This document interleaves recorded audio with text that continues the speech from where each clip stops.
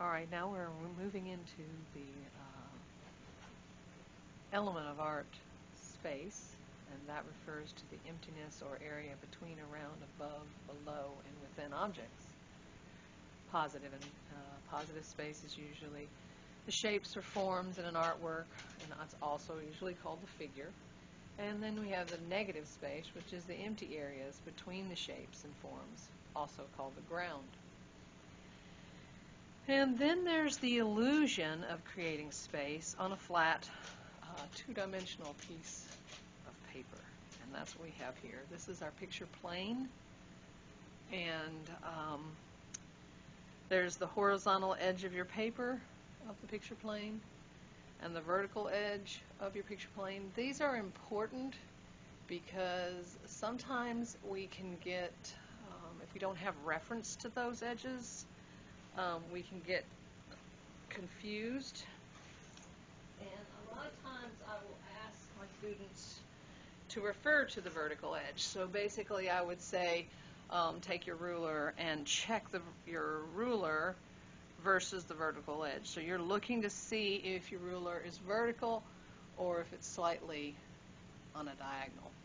And then sometimes you will need to check your horizontal edge. So you might, on your lines, check to see if it's parallel to the horizontal edge of your paper. All right. So a couple of things. We are dealing with optical perspective, which is basically things that we know to be true. So like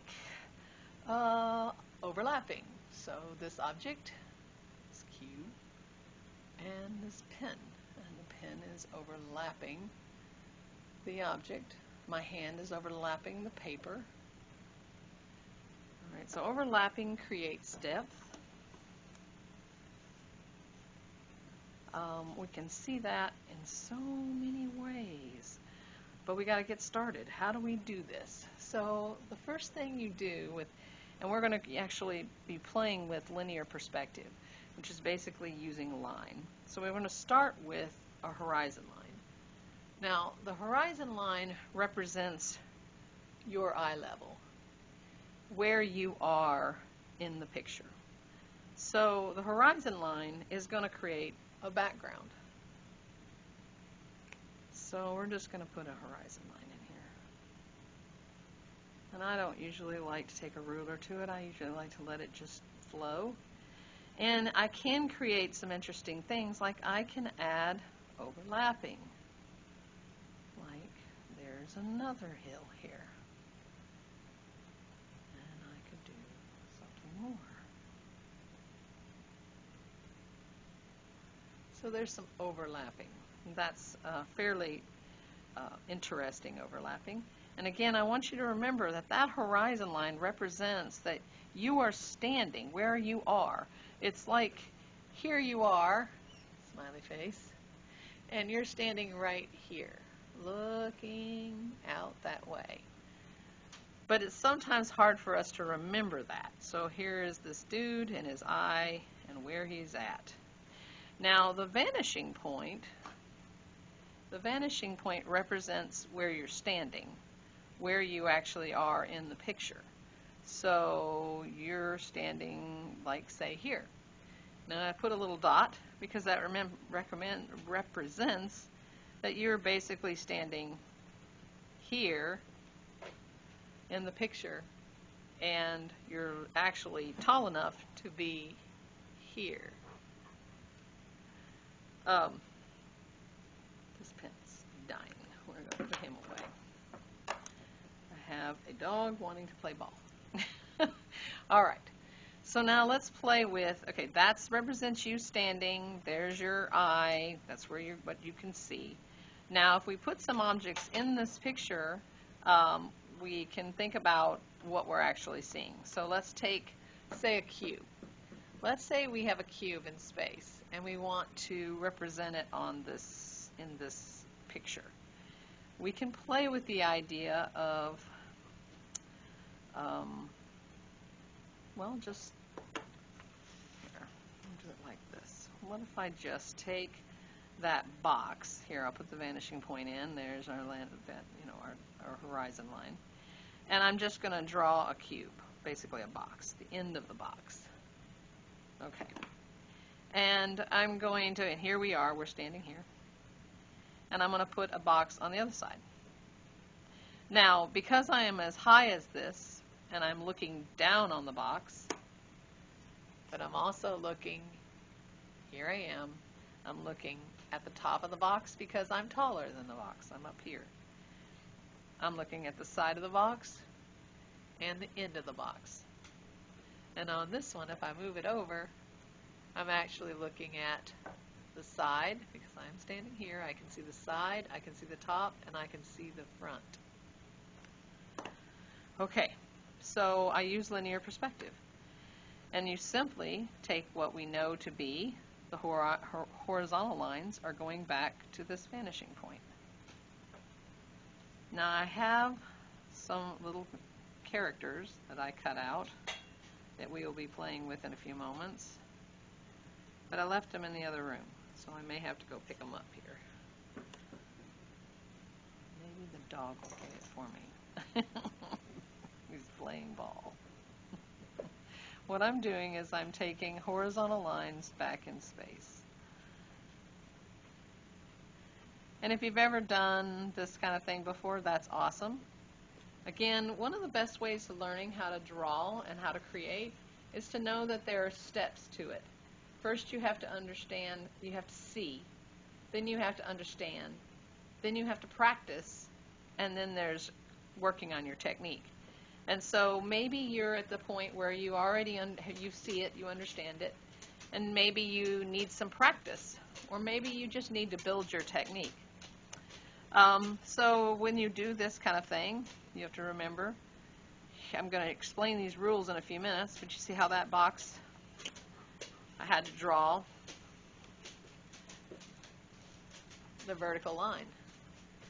So I drew it in the back. And then this line follows that line. So I'm just going to draw that out. Over here.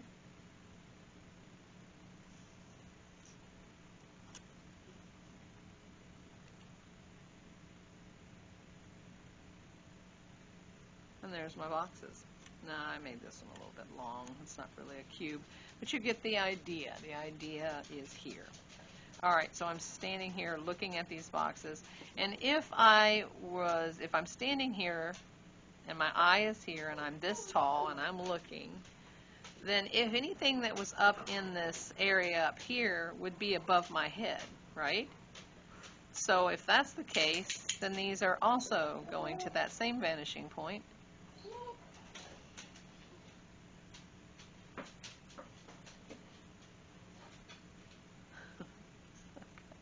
It never fails. They're asleep until I do something, and then they're like, oh boy, she's working. Let me help.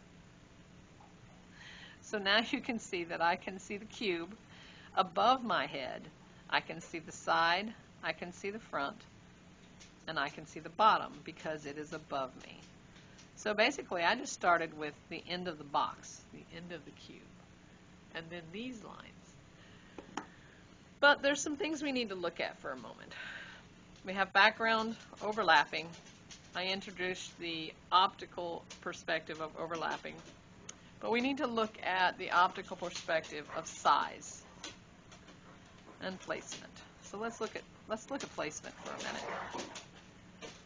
Placement. Depth can be shown when objects are basically, and look how these are all the same size, but because they're in different places, they actually appear to be, this one appears to be further away, even though it's the same size.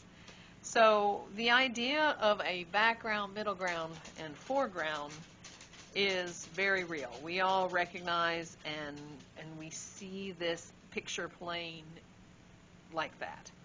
So placement's pretty easy. The idea that, but then if we add in size, so now you have, not only do you have placement where these objects are placed, but now you actually make this, place the larger one at the bottom, the smaller one at the top, then we actually will perceive it even more depth. in between these things. So we will know that there's more space there. And so there is depth created by simply size and placement. And let's see. Then you can deal with, well, value.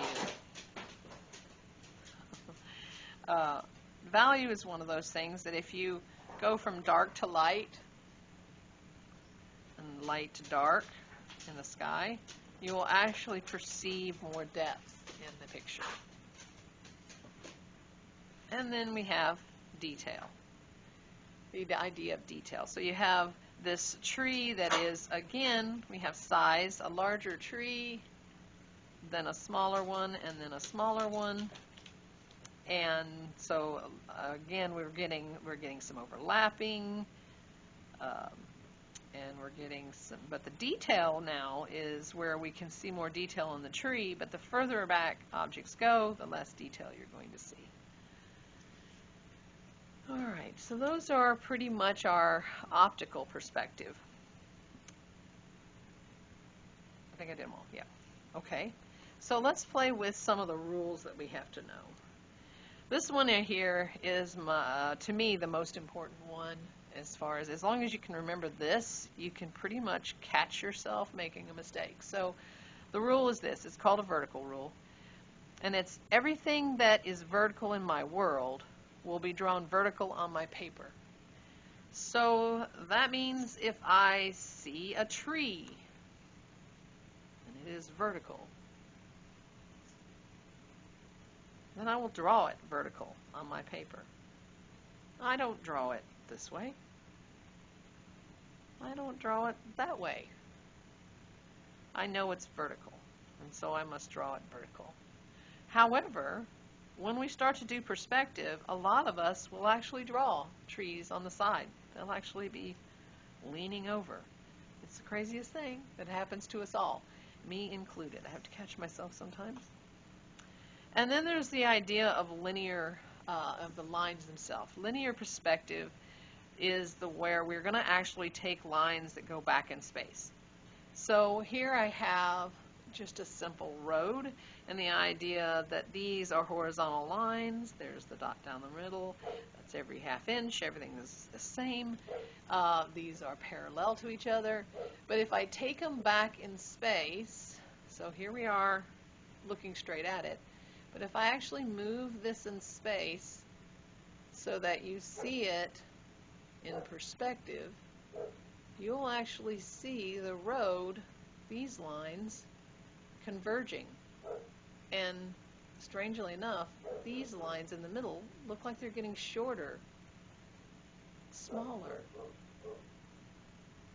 And that is the illusion that is created. So that illusion is not something you want to forget. That's something you're going to kind of remember. So if I were drawing a road, then I would take, using that vanishing point, I would take and I would just draw some lines coming back from in that space. So I'm just going to do that. I'm just going to pull them back.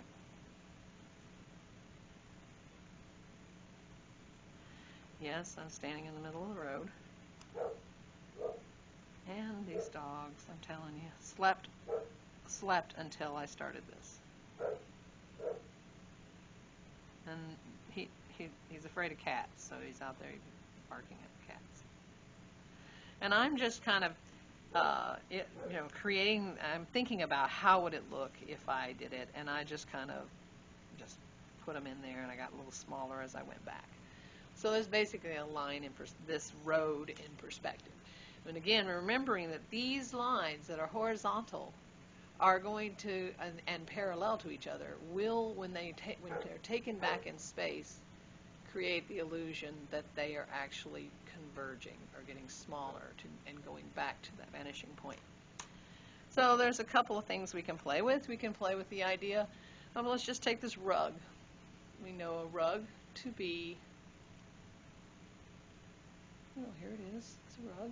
Now watch what happens to it in space. So we're going to turn it. We're going to take these horizontal lines, and now they're going to go back in space. And you're going to see it.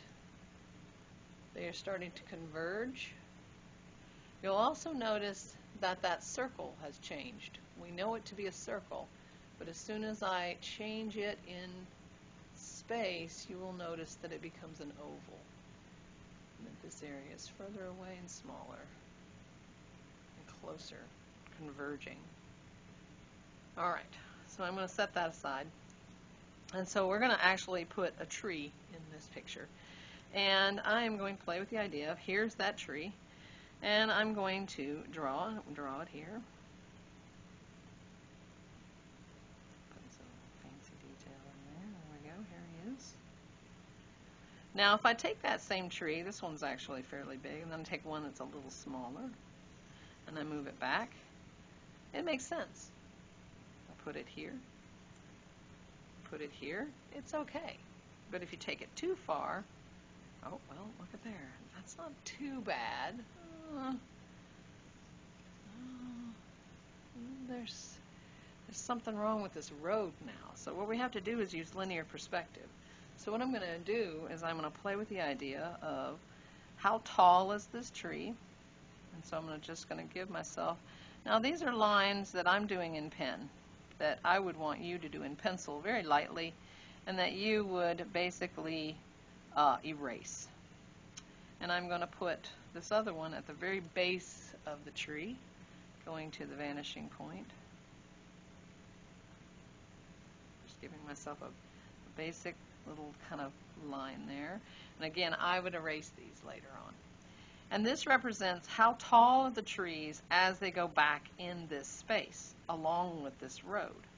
So back here, I might have, okay, this is where you got to remember, everything that's vertical in my world is drawn vertical on my paper. I have to draw vertical trees. So I am going to do trees that are vertical. And I will check those vertical lines to my vertical edge. Did I keep them vertical? All right, and then here I'm just going to add the top. So I'm filling in the remainder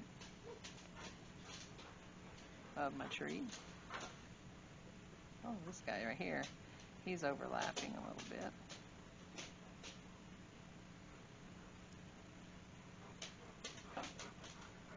Now, as you notice that this tree is thicker than that tree, and they get skinnier and skinnier and skinnier, that's something you want to keep in mind. And this is what happens when you have dogs in the house. Now, what if I want to play with like a line of trees that goes this way? Well, I can keep in mind that these trees would all be about this height. And then they may be planted in the ground somewhere right about here. Now, of course, I can make some alterations, but this is a way we can actually start to create a place. So I am now doing some overlapping, and I'm creating some detail. And you remember, detail is where we can, so this tree right here, you might actually see individual leaves. But back here, you're just going to start seeing like maybe shape and color. And I'm just overlapping some trees here. And then what could I do here? I could make some more trees. But the whole idea is to continue to think about, as you go back, that these trees would get smaller. So again, size and placement are applying here. You have a tree here that's about the same size as that guy. Okay. And so I will plant those trees.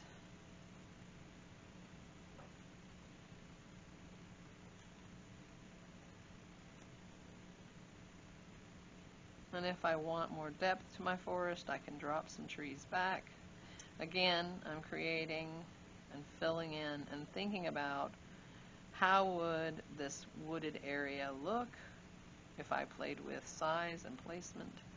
Things would get smaller. And so that's a way to do it. Now, if I put the tree here, now that we've created this drawing and I put this tree in the picture, do you see how strange this looks?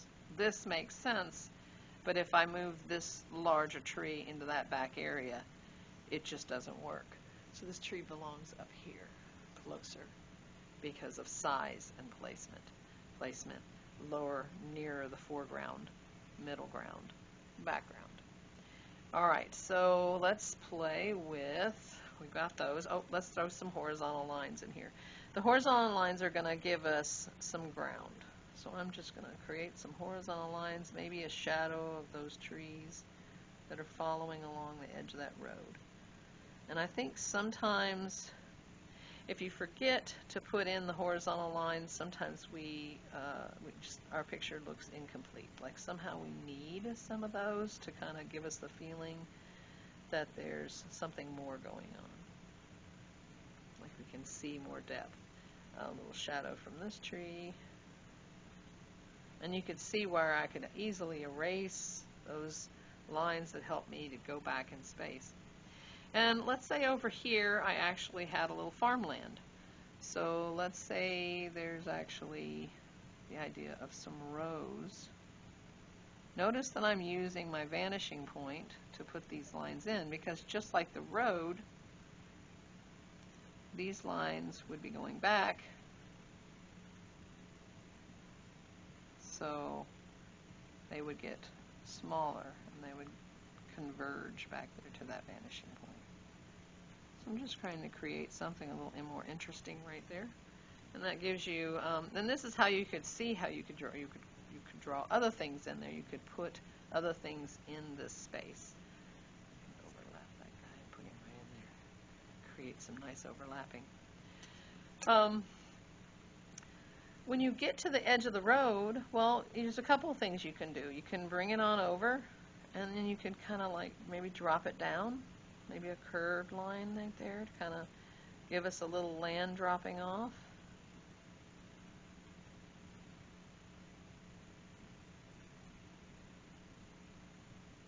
So I can kind of bring it down like that.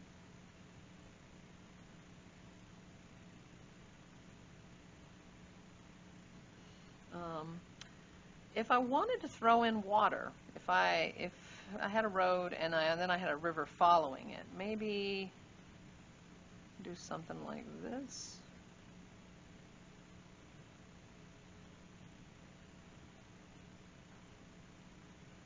One of the things you might think about is, what can I see? And I can see the edge of the river there because of where I'm standing, and I can definitely see it over here.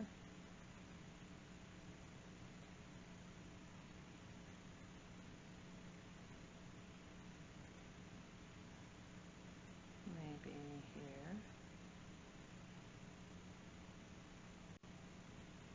I'm creating the land dropping off.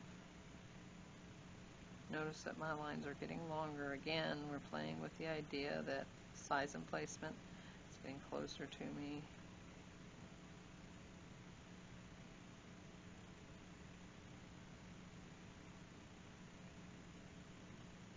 So you could create some really nice areas. Again, a little rounded line. Maybe a curved line going down to the road.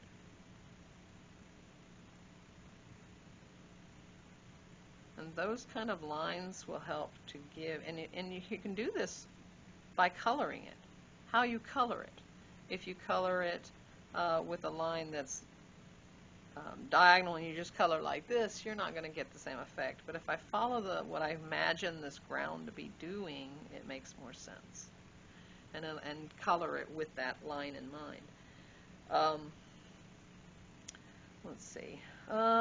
Plays with, again, let's look at size and placement. So I've got this little lady cut out. Here she comes. She's coming in the picture. All right. Yeah, she'll work right there. There's her buddy. So we have the same size. But if I move that size back here, she's scary. She's taking over the world. Giant coming through. So you just have to remember size and placement. It does make a difference in the way we see things. Remember that the horizontal lines that are parallel to each other, and then with the illusion that they're going back in space, they will recede to the vanishing point, which is what we've done here. We use the trees to the vanishing point. And this land can be brought over. And I could go so far as maybe right here on the side I can overlap a large tree. Something on the side that's bigger and closer to me. And maybe I can add the detail of a large leaf overlapping. And not be afraid that it is overlapping my picture. Don't be afraid to take an overlap, because overlapping is one of those things that if you do that, it makes a difference in your artwork. Your artwork will be more interesting and more complete. So if I continued, I would fill all of this area up, and I would create some overlapping. I probably would finish up my trees back here. And then this would actually, this is what I call Pleasant Meadows. So this is the assignment I'd like you to do. I want you to play with the idea of a road or a river. You can do either one or both like I did. I want you to play with the horizontal lines. I want you to play with some trees going back in space using that idea of the vanishing point. Play with the idea of overlapping, size and placement. And then lastly, I want you to deal with value and color. So let's take this one. And I want you to look at the idea of light to dark. Again, we have the detail of grass larger here, smaller farther away, detail of the trees farther away. Usually the color is brighter in front and like lighter as it goes back. But then you also have those wonderful bluing hills, which is atmospheric perspective. And in the sky, it's usually lighter at the bottom and darker as you go towards space. So again, just playing with the idea of linear perspective and size and placement, all of the optical illusion, but also I want you to color it. So that'll be important. Oh, and I forgot one more thing. Look at that wonderful area down there, shadows. But I forgot to add my clouds. I didn't do any clouds in my picture. So I have to add happy little clouds here. And I need to do little tiny ones back here because size and placement matter. And so I'm going to do a larger one there. And as I go up, I'm going to go larger. I'm going to overlap smaller ones as they get close to the horizon. I don't have them in here, but you could imagine them happening in here. So, that's Pleasant Meadows. Have fun.